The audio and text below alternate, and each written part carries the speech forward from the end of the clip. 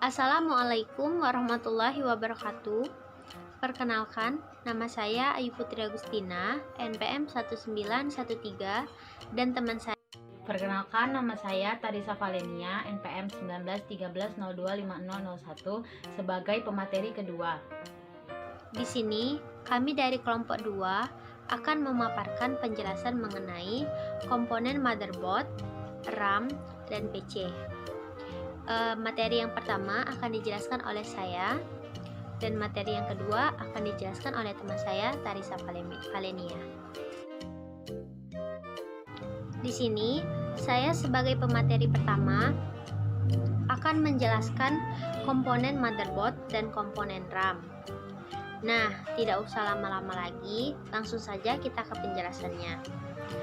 Motherboard atau mainboard atau sering disebut juga papan induk adalah sebuah papan sirkuit tempat semua perangkat keras komputer saling terhubung. Bisa dibilang, motherboard ini merupakan pusat penghubung dari semua perangkat keras komputer yang ada. Bicara soal motherboard, ternyata tidak jarang loh orang masih salah menyebutkan nama, bagian, ataupun fungsi dari komponen yang ada pada motherboard ini. Terlebih lagi, mereka yang masih awam dan sama sekali enggan berurusan dengan perangkat keras ini. Memang sih, setiap motherboard memiliki bentuk bahkan susunan yang sedikit berbeda. Tapi hal itu jangan sampai menjadi alasan untuk tidak mengetahui nama komponen yang ada pada motherboard. Nah, untuk meminimalisir masalah tersebut, pada penjelasan kali ini, saya akan memaparkan sedikit mengenai bagian-bagian yang ada pada motherboard beserta fungsi-fungsinya. Yang pertama itu ada soket prosesor atau CPU soket. Soket prosesor merupakan tempat di mana prosesor terpasang. Kalau dilihat secara fisik, area dari soket prosesor ini selalu dikelilingin oleh 4 lubang untuk penyangga heatsink. Karena prosesor sangat memerlukan penghantar panas saat bekerja. Pemilihan motherboard sebaiknya mempertimbangkan jenis soket prosesor yang terpasang, karena soket tersebut tidak dapat dipasang oleh sembarang prosesor. Karena satu jenis prosesor sudah memiliki soketnya masing-masing. Misalkan kita membeli motherboard dengan soket prosesor untuk prosesor AMD. Jangan sampai kita membelinya soket yang Intel, karena itu jelas-jelas sangat berbeda. Yang kedua, ada slot memori. Secara fisik, bentuknya memanjang sesuai dengan panjang RAM. Pada umumnya, posisi slot memori ini bersebelahan dengan soket prosesor dan biasanya jumlahnya lebih dari 1 slot. Nah, di tempat inilah RAM dipasang. Yang ketiga, slot ID dan slot SATA. Kedua slot ini berbeda bentuknya, tetapi memiliki fungsi yang sama, yaitu untuk penghubung hard disk atau CD-ROM ke motherboard. Ciri fisik dan slot ID adalah bentuknya yang agak memanjang, menyesuaikan dengan kondisi fisik kabel data ID. Sedangkan untuk slot SATA, bentuknya fisiknya lebih kecil dan tidak terlalu memakan tempat, karena kabel dan SATA juga bentuknya relatif kecil. Yang keempat, slot AGP. Kedua slot ini fungsinya adalah sebagai tempat dipasangnya VGA card atau graphic card. Kedua slot ini berbeda jenisnya. AGP adalah jenis lama dan sudah jarang ditemukan di motherboard jenis baru. Kebanyakan motherboard sudah pada menggunakan slot PCI Express untuk penghubung dengan kartu grafis. Posisi slot ini pada umumnya berdekatan dengan slot PCI, bahkan hampir sejajar. Standarnya slot AGP dan PCI Express ini jumlahnya hanya 1 per motherboard. Bentuknya sama-sama memanjang karena menyesuaikan VGA card. Selanjutnya, slot PCI dan PCI Express kali 1. Slot ini digunakan untuk memasang berbagai macam peripheral tambahan. PCI Express yang di sini berbeda dengan yang saya sebutkan sebelumnya, karena yang pada bagian ini bentuknya lebih sedikit kecil. PCI Express ada dua macam, yaitu PCI Express X16 untuk VGA card dan PCI Express X1 untuk peripheral tambahan. Slot PCI ini biasanya tersedia lebih dari satu slot, karena untuk mengantisipasi banyaknya peripheral tambahan yang terpasang nantinya. Oke, next, BIOS. BIOS atau Basic Input Output System merupakan sebuah chip yang berfungsi sebagai pengontrol perangkat keras yang terpasang pada komputer. BIOS bertanggung jawab atas kesiapan komputer dalam melakukan booting dan mengecek hardware yang terpasang pada komputer. Saat ini, BIOS sudah mulai digantikan dengan UV yang hadir dengan teknologi yang lebih canggih. Next, itu ada baterai CMOS. Baterai CMOS atau Complementary Metal Oxide Semiconductor merupakan sebuah baterai kecil yang digunakan untuk memberi daya pada BIOS dan juga untuk menyimpan semua settingan yang ada pada BIOS. Bentuk seperti baterai jam tangan, hanya saja bentuknya yang lebih besar. Dengan mencabut baterai tersebut dari motherboard, itu sama saja kita mengatur ulang settingan BIOS ke pengaturan default. Karena semua data yang tersimpan pada baterai CMOS tersebut akan hilang. Jadi jika kamu lupa password BIOS, kamu cabut saja baterai CMOS itu. Selanjutnya, power connector. Konektor ini tidak kalah penting dari yang lainnya. Konektor ini menghubungkan motherboard dengan power supply agar motherboard bisa mendapatkan daya listrik, biasanya berjumlah 20-24 pin. Nah, ini ada I or O port. Input atau output port merupakan kumpulan port sebagai input maupun output pada data komputer. Terdiri dari USB, LAN, VGA, serial, PS2. Yang terakhir, komponen pada motherboard itu ada pin kabel front panel. Bentuknya seperti jarum-jarum, digunakan untuk memasang tombol power, restart, LED power, dan LED hard disk. Yang selanjutnya itu komponen-komponen pada RAM. Yang pertama, chip kecil yang terletak di pojok kanan atas berfungsi untuk menyimpan informasi serial presence detect, yaitu keterangan konfigurasi standar dari modul memori yang bisa dideteksi secara otomatis oleh motherboard. Yang kedua, di bagian ujung kiri dan kanan ada bagian berlubang lagi di atasnya. Lubang ini berfungsi sebagai tempat kait pengunci modul memori pada slot RAM di motherboard. Dan yang ketiga, yang ditandai ini adalah salah satu chip dari beberapa deretan chip memori dari sebuah modul RAM. Penempatannya bisa berjajar di satu sisi atau single side, atau single side, atau kedua sisi modul double side. Biasanya yang beredar umumnya di Indonesia pada beberapa modul RAM, chip yang berderet ini berjumlah sebanyak 8 IC atau 16 IC. Baiklah, yang selanjutnya akan dijelaskan oleh teman saya, Tarisa Valenia. Assalamualaikum warahmatullahi wabarakatuh. Perkenalkan, nama saya Tarisa Valenia, NPM 1913025001. Saya dan rekan saya berasal dari kelompok 2.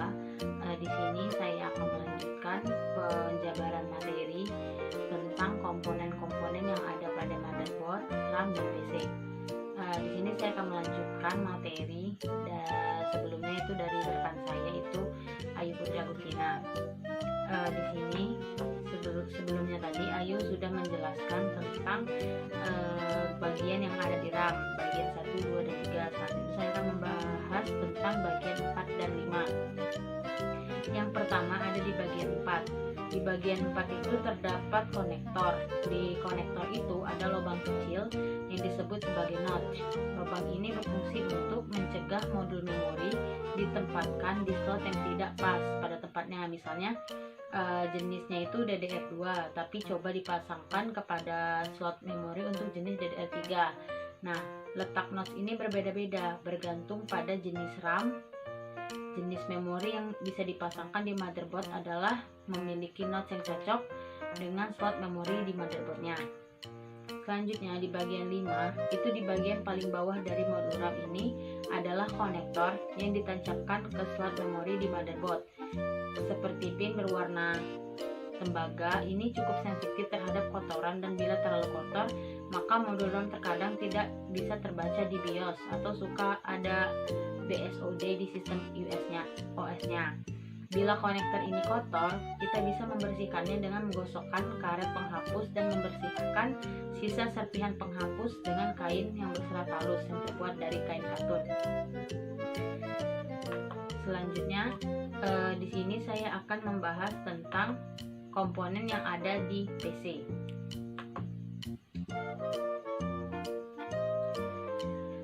Sebelumnya, kita harus mengetahui dulu apa itu PC. PC atau CPU adalah Central Processing Unit, merupakan suatu induk atau pusat memprosesan data dari perangkat komputer. Nah, di dalam CPU ini terdapat beberapa komponen yang terhubung satu sama lain, dan ini merupakan hal penting untuk dapat memproses suatu data dari perangkat komputer yang sudah disebutkan tadi atau akan kita jelaskan selanjutnya. Berikut merupakan beberapa komponen-komponen yang ada terdapat di PC. Yang pertama itu ada casing CPU. Casing ini merupakan bagian terluar dari CPU atau Central Processing Unit. Komponen ini bisa dibilang sebagai rumah bagi perangkat-perangkat yang membuat komputer dapat bekerja sesuai dengan fungsinya. Saat ini jenis komputer desktop umumnya menggunakan box casing yang terbuat dari metal atau plastik. Akan tetapi untuk jenis komputer all-in-one desktop, Anda tidak akan menemui komponen yang menyerupai box tersebut. Hal tersebut dikarenakan komputer desktop all-in-one memakai casing yang didesain ringkas dengan menyatu pada monitor. Casing bukan hanya berfungsi sebagai rumah perangkat komputer, tetapi juga untuk melindungi perangkat di dalamnya dari debu. Terus selanjutnya ada power supply. Power supply ini adalah komponen komputer yang dapat mengubah listrik berarus AC menjadi DC dengan voltase rendah. Komponen ini dimanfaatkan sebagai sumber daya bagi perangkat komputer lainnya. Power supply memiliki peranan penting dalam menyediakan daya untuk menghidupkan dan menstabilkan performa komputer secara keseluruhan. Dalam penggunaan sehari-hari, bagian komputer ini dapat mengalami kerusakan saat tegangan terlalu rendah atau jika listrik sering mati secara tiba-tiba. Ada beberapa contoh power supply, itu ada power supply AT atau bentuk kabel power yang dihubungkan ke papan induk power supply dengan jenis terpisah menjadi dua konektor. Dan juga ada power supply ATX atau jenis power supply ini memiliki kabel dengan jumlah 10 pin yang disusun menjadi satu kesatuan untuk dihubungkan ke papan induk. Selanjutnya ada motherboard. Motherboard adalah komponen utama dari suatu perangkat komputer. Motherboard ini merupakan wadah dari berbagai macam perangkat elektronika yang ada dalam komputer dan saling terhubung sehingga komputer dapat berjalan. Motherboard ini komponen yang terdapat pada CPU dan memiliki beberapa komponen lainnya yang tadi sudah dijelaskan oleh Ayu Putri Agustina di bagian pertama. Lalu selanjutnya ada sound card. Pengertian sound card adalah salah satu perangkat keras komputer atau hardware yang berfungsi utamanya sebagai pengolah data untuk audio atau suara. Audio atau suara yang muncul melalui speaker atau headset pada komputer adalah hasil olahan dari data sound card. Ada beberapa jenis dari sound card. Ada sound card on board, sound card off board, dan sound card eksternal. Fungsi dari sound card ini sendiri adalah untuk mengkonversikan sinyal digital dan analog ke bentuk gelombang sonik. Selain itu, fungsinya itu sebagai alat untuk membantu memproses audio atau suara komputer. Fungsi lainnya untuk mengolah data atau suara rekaman, baik secara langsung bicara atau melalui perangkat headset atau perangkat ketiga seperti amplifier atau mikrofon. Komponen selanjutnya pada PC ada prosesor. Prosesor adalah salah satu komponen penting komputer yang berfungsi untuk memproses data dan mengontrol sistem yang ada pada komputer. Prosesor juga bisa disebut sebagai otak dari komputer karena bekerja untuk melakukan perhitungan serta menjalankan perintah-perintah yang diperintahkan oleh pengguna komputer itu sendiri. Prosesor biasanya terletak di motherboard dan diletakkan pada soket yang telah disediakan.